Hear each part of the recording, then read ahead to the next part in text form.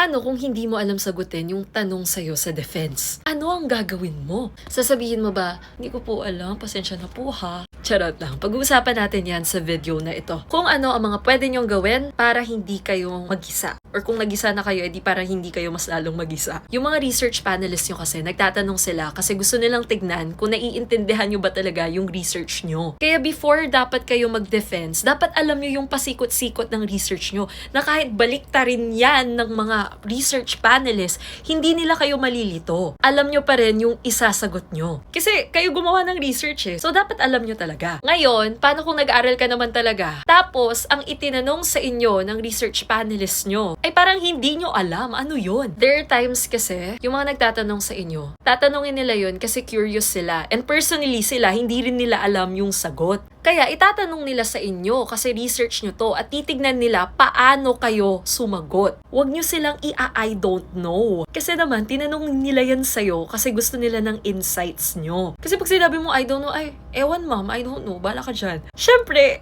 you still have to give an insightful answer kasi that's your job. Pinadefend mo nga yung research mo, pinapaintindi mo sa mga research panelists. So, trabaho mo na ipaintindi sa kanila. Responsibilidad mong sagutin yung mga tanong nila. Pwede mo sabihin, you could be honest na hindi mo alam yung answer, pero you can tell them your other insights. Ma'am, to be honest, I don't know the answer, but from my current knowledge po, blah, blah, blah, blah, blah, blah, eme, ganyan. At least doon, you were transparent that you haven't done enough research dun sa tanong niya na yon, but you're trying to make ends meet pa rin to answer the question by giving your current knowledge. Ito mo na ilalabas yung sarili mong saloobin dun sa tanong niya. Pwede mo rin siyang i-word differently. Pwede mo din sabihin na, I need to do more research po regarding your question, but based on what I know, blah, blah, blah, blah, blah, blah, blah, blah, blah. Sasabihin mo lang talaga yung alam mo kahit hindi mo maibigay yung exact answer na hinahanap nila. Kasi ang importante, maipakita mo sa kanila kung paano ka sumagot. And hindi mo yun maipapakita pag ang sasabihin mo lang,